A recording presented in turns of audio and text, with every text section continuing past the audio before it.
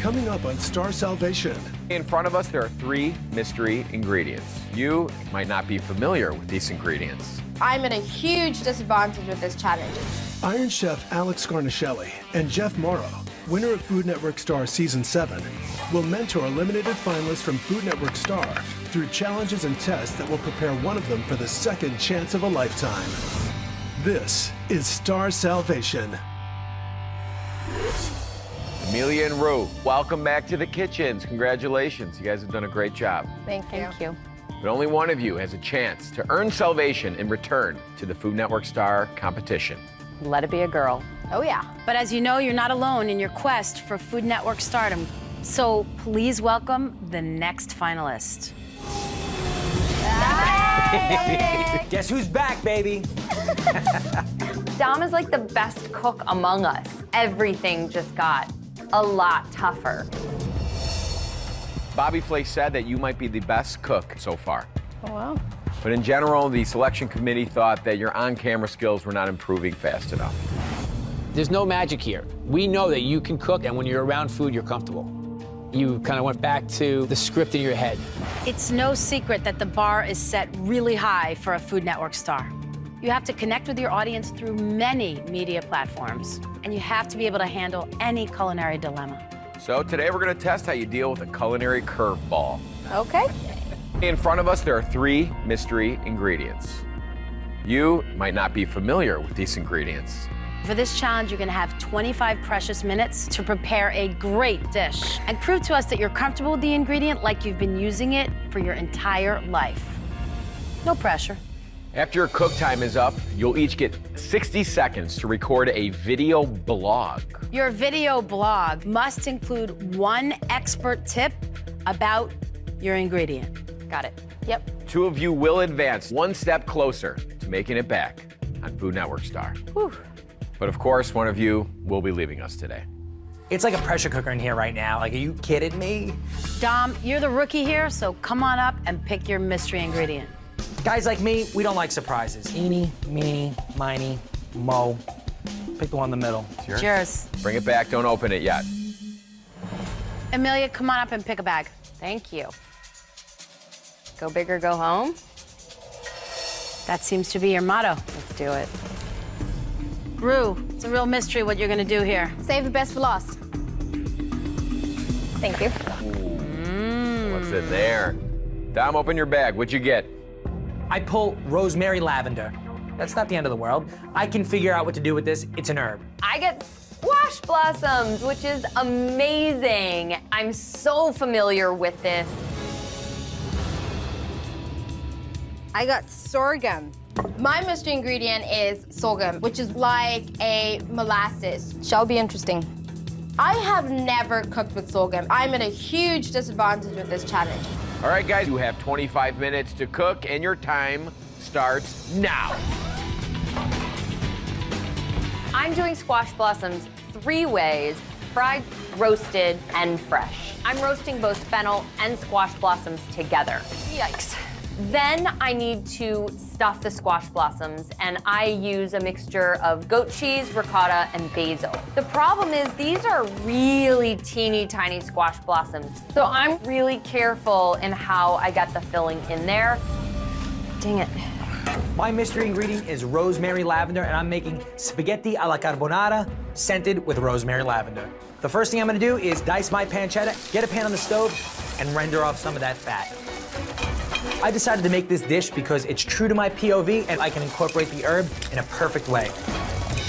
I have never cooked with sorghum, but the minute I taste it, I know exactly what I'm going to make. A chili con carne. A lot of people use a sweetener in their chili, so I figured, hey, perfect match. The first thing that I have to do is I have to make sure that I brown my meat to bring out all those nutty, delicious flavors. How are we doing? What you up to over here? I'm doing squash blossoms in a few different ways. Last week you made a lot of versions of avocado. Exactly. Maybe go with what you really feel good about. Alex tells me that maybe I'm doing too much, but I am so far down the rabbit hole that if I changed courses, I was just gonna throw myself completely off kilter. 15 minutes, guys. Damanuch, ¿cómo What up? estáis? Bene, tu? How's that lavender flavor coming through? It's very delicate. I wouldn't necessarily chop it up and throw it in the final product, but I'm gonna use a little bit of cream and steep the rosemary lavender in there. After what you just told me about the dish you're making, it seems like you're really working on your presentation skills. Doing the best I can. I grab some tomatoes, I grab onions, serrano pepper, garlic. I'm not wasting time chopping these ingredients. Put them in a blender. Once my meat is browned, that's when I add in my blended mixture, just to deepen the flavor a little bit. What are you up to? Zimbabwe is actually known for a lot of sorghum that they grow. So I want to innovate chili con carne with a little bit of African flair with the sorghum. And you think you're pretty clever for doing that, and you're right. 8 minutes! Thank you.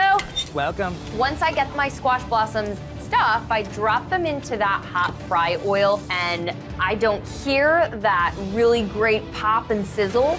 Is that really 375? I could see the temperature said it was right.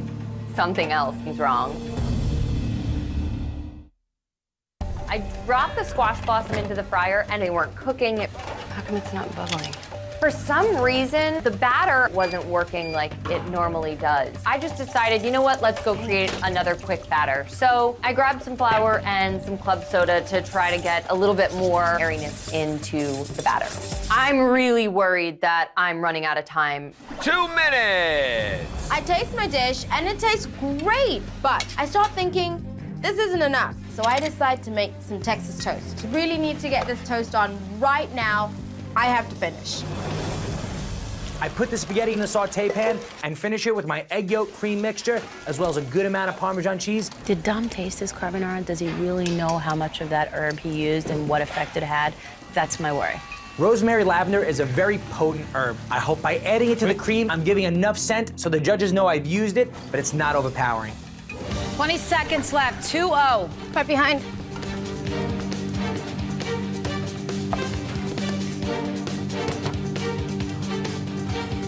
Five, 4, 3, 2, 1.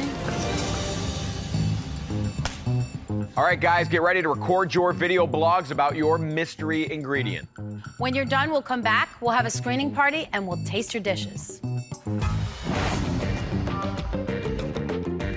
Your time starts in 5, 4, 3. All right, guys, it's time to watch your video blogs. We're about to watch our videos, which is terrifying. And I kind of want to hide under the table. Hi guys, it's Emilia, and welcome to Spice Class, your private field trip to international markets and farmers markets. Today, I get to show you one of the coolest ingredients that means more to me than maybe any other food ingredient. When I was a little girl, we had a garden out back, and I used to pick these thinking they were flowers all the time. Lo and behold, I got a nickname, Squash Blossom, that stayed with me today. One of the best ways to use them is to stuff it and fry it. You can also eat it raw or roasted, as I've done in this salad with fennel and grapefruit. Try it, you'll love it. The dish was good. The deep-fried squash blossom is so delicate, yet crispy on the exterior. I like the way this dish looks. The raw flowers, the roasted flowers, the fried flowers in all this. I'm imagining it's like your childhood garden. Thank you. Let's talk about your video. You said private spice class. It doesn't invite me. It makes me feel like I need to be on the list to get in. Also, you never ate the food. You said try it, but I immediately thought, why should I try it since you didn't? I didn't taste a damn thing. I didn't even pick anything up to smell it. What an error. Dom, it's time to watch your video. Let's do it. Hi, my name's Dom Tesserero, and I'm Food Network's newest Italian chef. Today, I'm gonna tell you how to spice up a classic Italian pasta dish with an herb that you may not know, rosemary lavender. Rosemary lavender has a very woodsy, earthy flavor, but a very floral note from the lavender. By taking the flowers and steeping them in a little bit of cream, tossing them with egg yolks, a little bit of Parmesan cheese, and a lot of black pepper, you're gonna make this spaghetti alla carbonara the best spaghetti alla carbonara you've ever had. Thank you very much. Have a lovely day. Listen, carbonara is my go-to. That's like my comfort food. I taste that lavender in there. That floral scent pairs well with that kind of earthy pancetta. You know how to cook.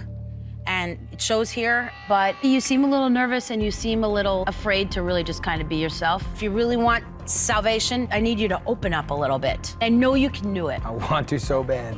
but TikTok. Oh, for sure. I have mixed emotions. The judges seem to really like my food, but I need to loosen up a little bit. All I care about at this point is my ass moving forward.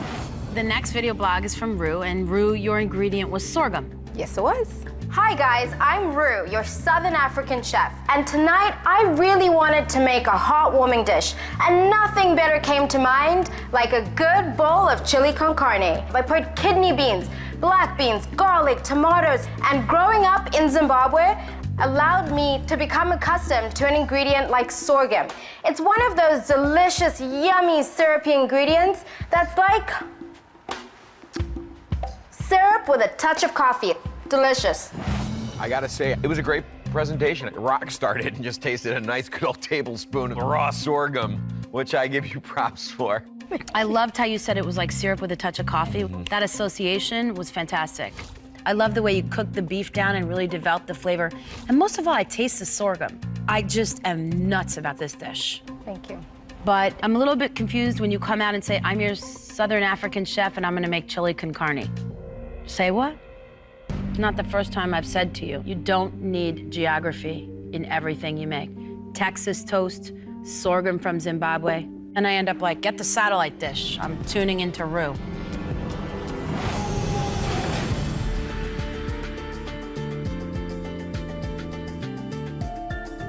Dom, Rue, and Emilia, your performances today helped us to determine which two of you have the strongest star potential.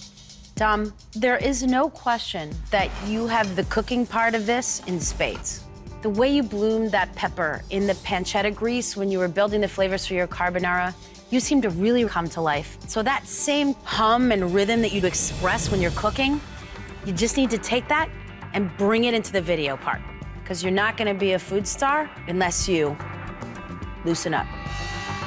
All right, Rue. The presentation was good. When you talked about sorghum and compared it to the flavor profile of coffee, it made it very relatable. The biggest problem we still have is the geography lesson. Where you're from is very unique. And we want to go on this journey with you, but we have to understand where we are going. And your geography lessons are a little convoluted. Emilia, this week you took a squash blossom, you made it 3 different ways in your dish. This is a note we've given you before, where we're seeing you use an ingredient multiple ways. And by doing that, you don't end up exploring it comprehensively, you end up a little bit confused. As far as your video presentation goes, my favorite thing was that your dish looked like the garden you described as a kid, and the nickname. That was great, but I think it's a little bit like a cooking class. I didn't really feel invited in. Yeah. Everything's getting tougher week to week, and it's close. Dom, your cooking saved you. You're moving on to next week, Star Salvation. Thank you very much. Rue, Emilia, one of you is more comfortable with your on-camera presentation, connecting that presentation to the food on the plate, and executing that food on the plate beautifully and deliciously. And that person is Rue. Thank you. Emilia, we are sorry. This has been amazing. Thank you so much. I'm really, really rooting for you guys. You know that. I'm so grateful to have had this second chance. And you know what? Maybe I didn't do the best I could have today, but I love teaching and I love being a teacher. So I'll keep on keeping on. Next week, 3 finalists battle in the Star Salvation kitchen. Only one will return to Food Network Star. Who will it be?